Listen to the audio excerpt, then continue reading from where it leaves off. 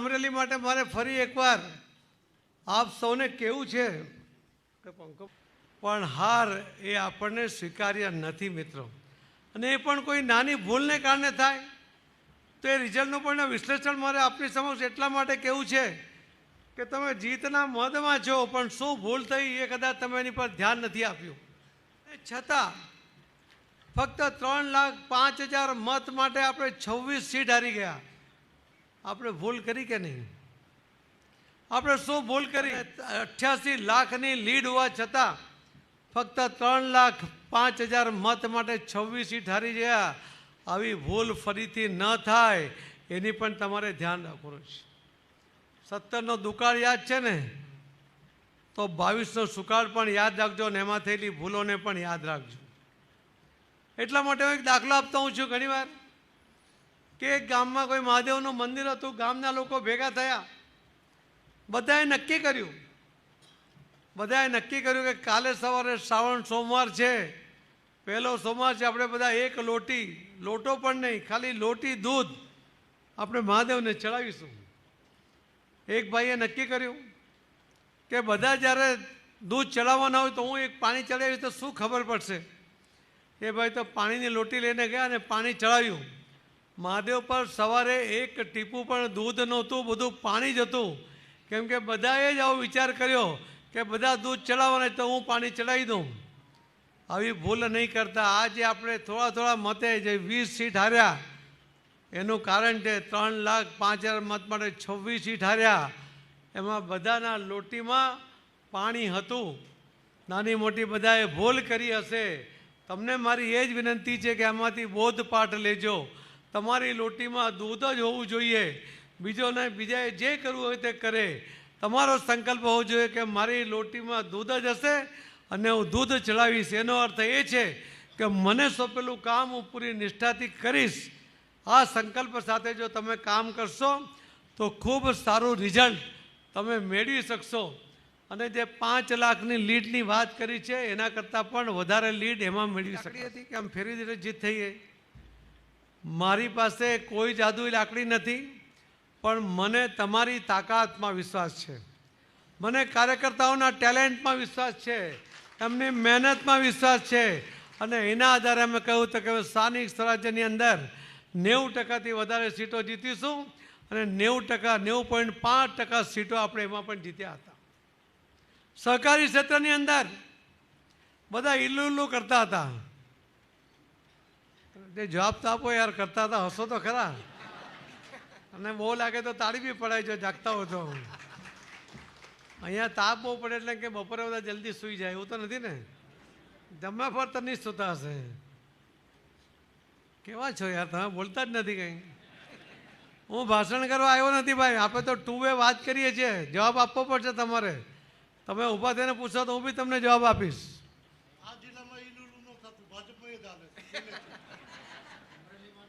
હા, ઇલ્લુ આપણે આખા રાજ્યમાં બંધ કરાવી દીધું. કોઈ નહીં. ભારતીય જનતા પાર્ટી નક્કી કરશે કે કોણ ઉમેદવાર લડશે. એને મેન્ડેટ આપીશું. આપણે 350માંથી 349 સંસ્થાઓ જીત્યા છે. અને ખૂબ મોટી સીટ 16 હોય તો 16માંથી 16, 16માંથી 15, 16, 14 આવી સીટો આપણે જીત્યા. અને એ રીતે આખા દેશ ફેક્ટરીઓ, તમામ એપીએમસી, તમામ ડિસ્ટ્રિક્ટ કોઓપરેટિવ બેંક, ખેતી બેંક, ખરીદ વેચાણ સંઘ, આ બધું જે ભારતીય જનતા પાર્ટીના કાર્યકર્તાઓ એનીમાં વહીવટ કરીને લોકોની સેવા કરે છે. જેટલું પાર્ટીના સંગઠનનું મહત્વ છે ને એટલું જ મહત્વ સહકારી સંસ્થાઓનું પણ છે. અને એ સહકારી સંસ્થામાં જ્યારે આપણા લોકો બેઠા હોય સંપૂર્ણપણે બિલકુલ દૂધે ધોયેલા જેવા, કે એમાં કોઈની સાથે ગઠબંધન ના કર્યું હોય તો તમે લોકોની 100% સેવા કરી શકો. સરકાર જે કેટલાક નિર્ણય ના કરી શકે એની મર્યાદા આવે, પણ સહકારી સંસ્થાએ નિર્ણય કરીને લોકોની સેવા કરી શકે એટલી તાકાત એ સહકારી સંસ્થાઓમાં છે. અને એના પરિણામ પણ આપણને. કાર્યકર્તાની તાકાત કેટલી છે? મોદી સાહેબ ઘણીવાર કહેતા હોય છે કે ખૂબ મોટું વાવાઝોડું આવે, જબરજસ્ત હવા ફૂંકાય, પણ તમારા સાયકલની ટ્યુબમાં તમારે હવા ભરી હોય, તમે ટ્યુબ એનો વાલ હવાના રૂખ તરફ મૂકીને ઊભા રહો તો એ વાલથી એ હવાના તાકાતથી પણ તમારી સાયકલની ટ્યુબમાં હવા નથી ભરાતી. એના માટે શું જોઈએ છે? પંપ જોઈએ, એક નાનો પંપ જોઈએ. મોદી સાહેબનો આ વાવાઝોડું ફૂંકાતું હોય ને એ વાવાઝોડામાં ભલભલા કોંગ્રેસના વિરોધીઓના મારથીઓ ઉડી જાય છે, પણ સાયકલની ટ્યુબમાં હવા ભરાતો અહીં જે બેઠેલા આપણા પંપ છે ને એ દરેક ઉમેદવારના પંપમાં એના ટ્યુબમાં કેટલી હવા જોઈએ છે, એને જીતવા માટે કેટલા મત જોઈએ છે, એટલી હવા તમે ભરો છો. એટલે મહત્ત્વનું તમારું યોગદાન એ પંપ બનીને તમે આપો છો. એના માટે તમે બધા અભિનંદન આપવા જેવો છે. પણ આપી દઉં,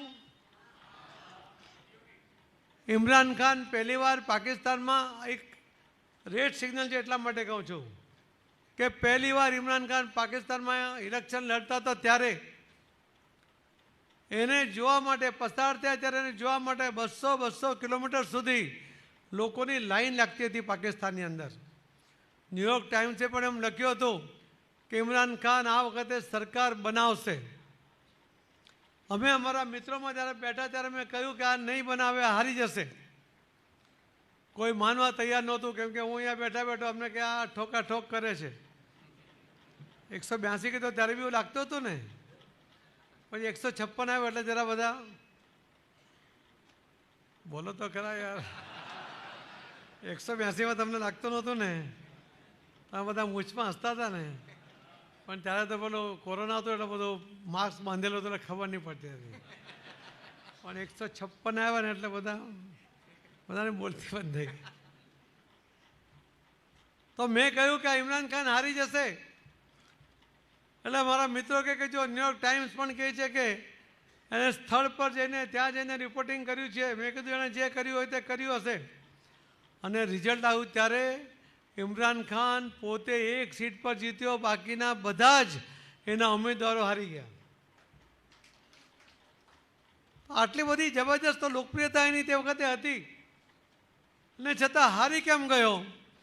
એની પાસે ભારતીય જનતા પાર્ટીના જે પંપ હતા ને, પંપ છે ને એવા પંપ એની પાસે નહોતા. એની પાસે કાર્યકર્તા નહોતા. લોકપ્રિયતા હતી, વાવાઝોડું હતું, પણ પંપ નહોતો. એના માટે હારી ગયા. અહીંયા તો 1,13,00,000 પ્રાથમિક સદસ્યો પંપ રૂપી આપણી પાસે છે.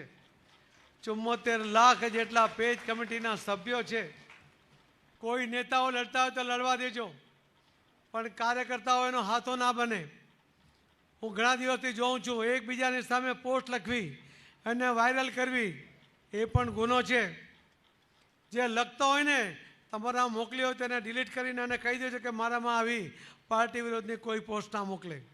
જે કોઈ લખતા હોય એ પણ કાન ખોલીને સાંભળી લે. આવી વાત ચલાવી લઈશું નહીં.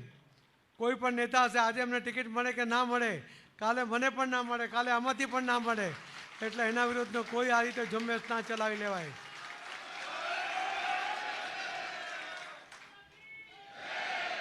કાર્યકર્તા છે. આપણે ગુજરાતની અંદર કોઈ ગ્રુપિઝમ નથી ચલાવતા. એ તમારા કારણે છે, તમારી નિષ્પક્ષતાના કારણે છે.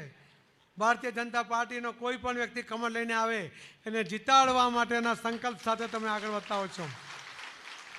મને વિશ્વાસ છે મિત્રો તમારામાં.